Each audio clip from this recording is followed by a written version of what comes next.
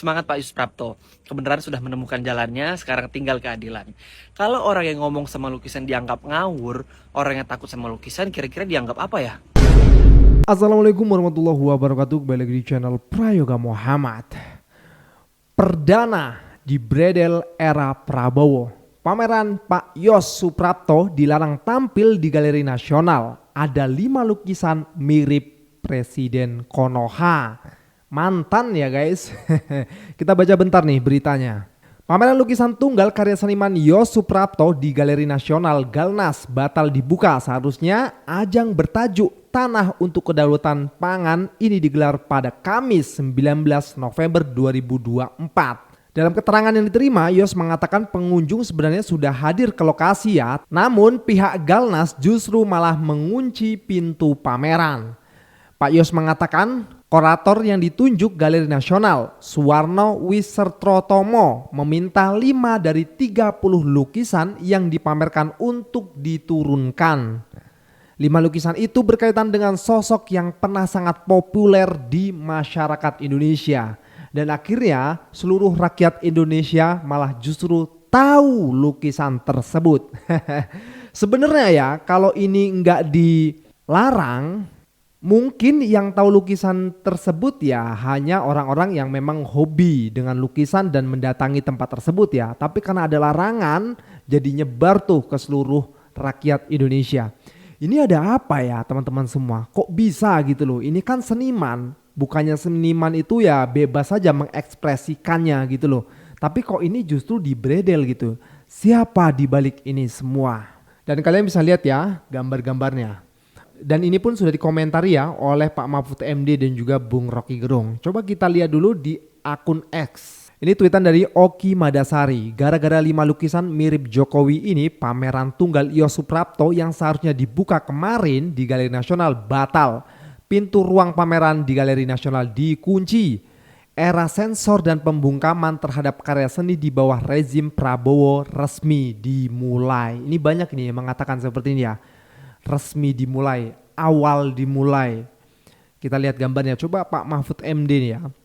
Pameran lukisan Yos Suprapto batal dilaksanakan alasannya karena YS menolak permintaan kurator Galeri Nasional untuk mencopot 5 dari 30 lukisan karyanya yang sudah disiapkan sejak setahun.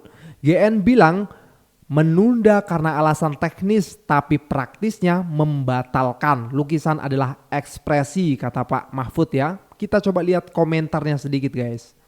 Dari komentarnya, lukisan itu hasil kreativitas dan ekspresi seseorang. Dibatalkan berarti sama dengan membungkam hak untuk bersuara.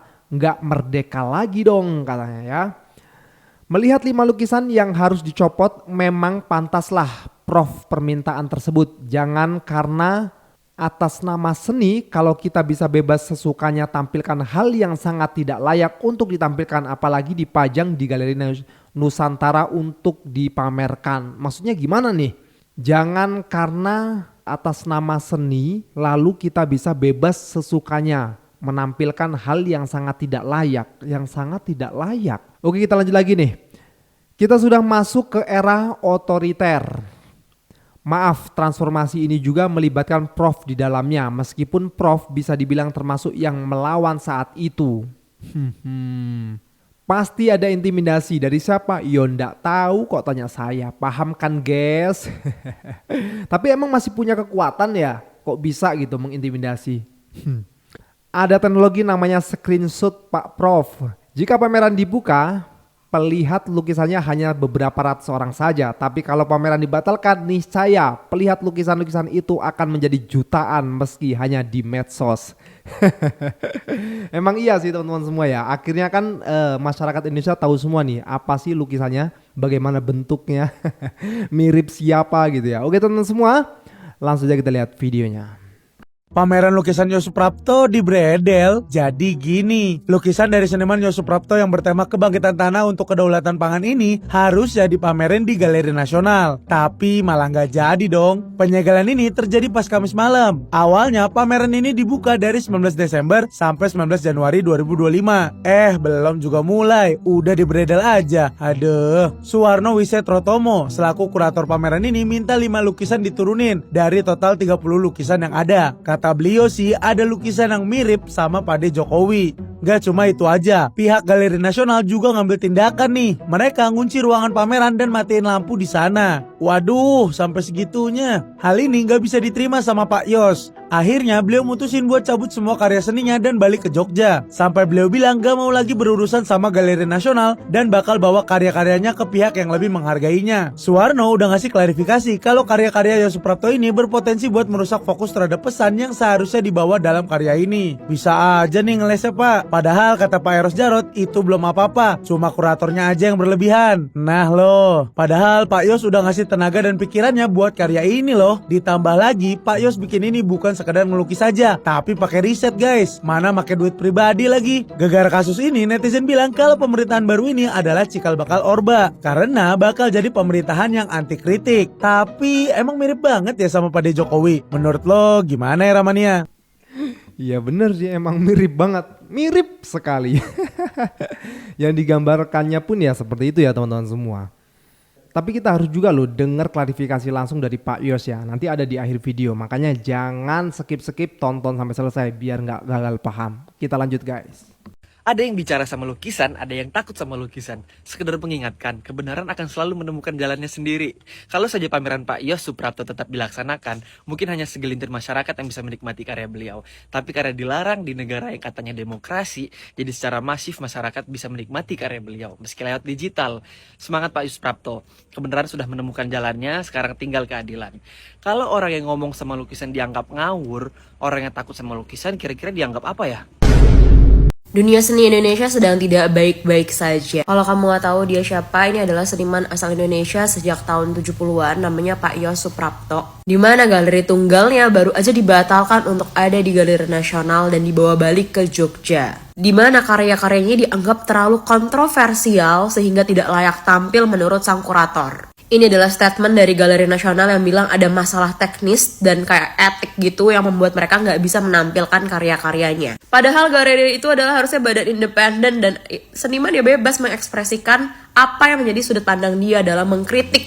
Dimana dari totalnya ada 5 karyanya yang harus diturunkan karena terlalu mengkritisi pemerintahan Konoha. Padahal dari dulu Pak Yoos ini tuh emang karya-karya selalu mencoba mengkritik. That's why gue bilang seniman melalui karyanya, mau itu musisi, pelukis, dan lain-lain, mereka mencoba menyuarakan isu dan permasalahan sosial yang ada di negeri ini ataupun dimanapun. Jadi menurut kalian gimana? By the way, video ini tuh bukan dibayar, nggak dibazarin, ini benar-benar purely cuman sharing aja, tidak ada keberpihakan manapun karena ya gue cuma pencinta seni aja yang memang ekspresif.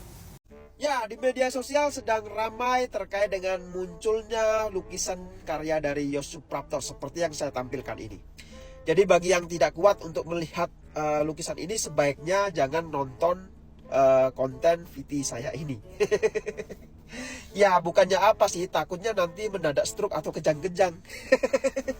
Jadi kita kan repot karena gak ditanggung oleh BPJS. Nah, belakangan ini kan kita bisa melihat sendiri bagaimana di media sosial itu ramai sekali yang menantang PDI Perjuangan. Ayo pecat saja kalau berani, pecat. Lah kok kemarin itu belum lama ini ada yang dipecat beneran dari PDI Perjuangan. Lah kok mereka ini pada ngomel-ngomel coba. Lah ini gimana ceritanya? Mereka sendiri yang meminta agar majikannya itu dipecat. Nah, begitu dipecat beneran oleh PDI Perjuangan, lah kok mereka ngomel-ngomel coba. Aneh sekali kan.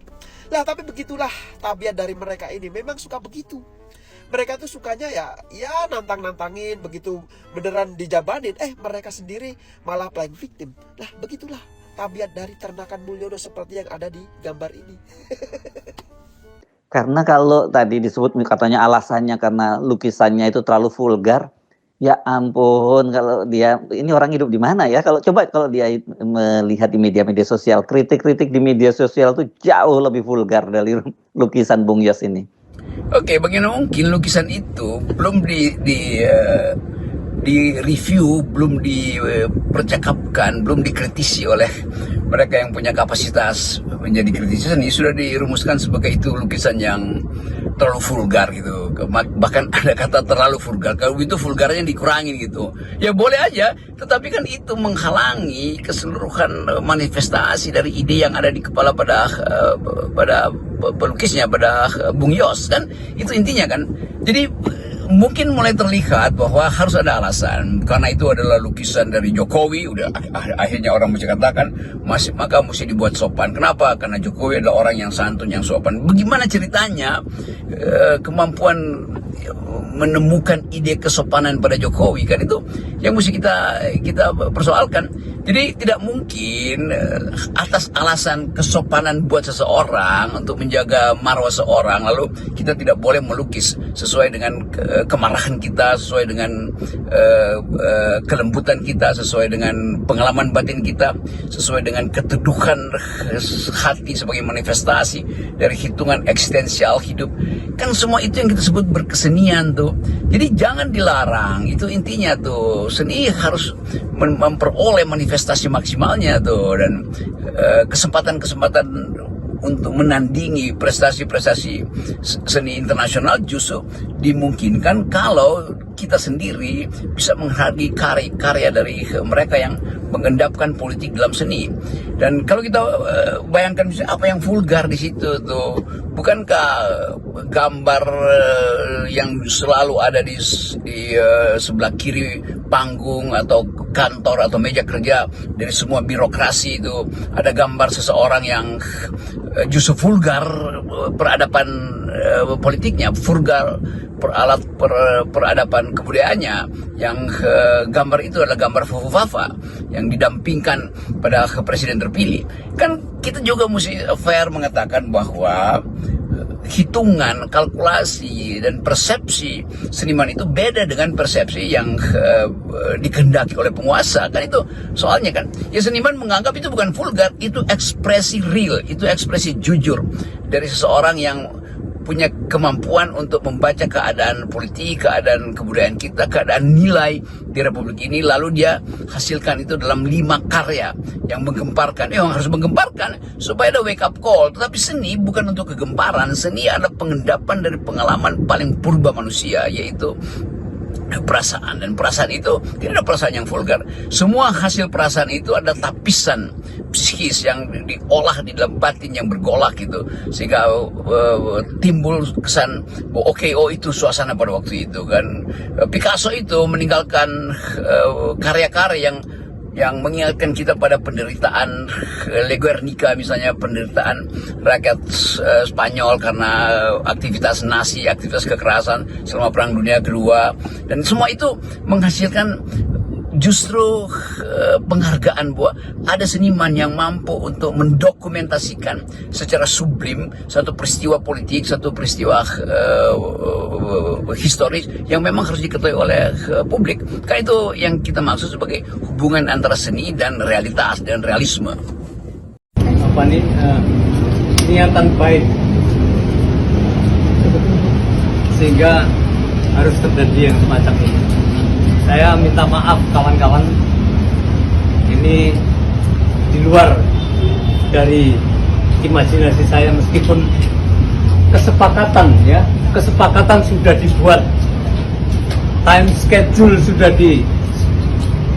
disepakati bersama, tetapi ya ternyata disensor.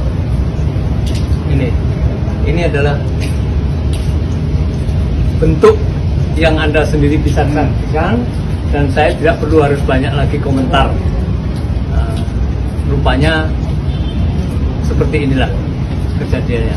Saya tunggu sampai besok, apakah betul mereka akan menurunkan karya-karya saya yang menurut pandangan Eros Jarot tadi tidak ada apa-apanya, tapi dibuat menjadi apa-apa. Ini nanti konsekuensinya saya juga akan melakukan satu langkah-langkah yang signifikan, karena saya telah melakukan dan memberikan energi saya buat bangsa dan negara ini secara gratis. Ilmu pengetahuan yang saya lakukan dalam penelitian selama 15 tahun secara serius menggunakan begitu banyak dana untuk melakukan satu penelitian terhadap lapisan tanah di bumi ini lewat laboratorium yang saya harus mengeluarkan uang itu secara pribadi. Tapi ternyata hasilnya seperti ini. Padahal itu hasil penelitian ilmiah yang merupakan bukti bahwa kondisi negara kita seperti ini. Oke, saya kira maaf kawan-kawan, ini terjadi di luar dari imajinasi saya. Pak Yos, kalau misalnya sampai diturunkan bagaimana sikap Pak Yos? Saya akan juga menurunkan semua karya-karya saya dan saya akan pulang ke Jogja. Saya akan berikan energi saya ke tempat lain yang mana lebih bisa mengapresiasi, ya, yang bisa menghargai karya saya, ilmu pengetahuan saya, yang seperti halnya saya lakukan selama ini di akar rumput. Saya berikan ilmu pengetahuan saya secara cuma-cuma ke kawan-kawan Pringsewu tanpa dibayar. Saya berikan ilmu saya kepada kawan-kawan, ya, di tempat lain, di Sukoharjo, di Bali, di mana-mana yang mau menerima saya. Saya berikan ilmu saya dan hasilnya saat nanti sayang sekali Anda bisa melihat di dalam.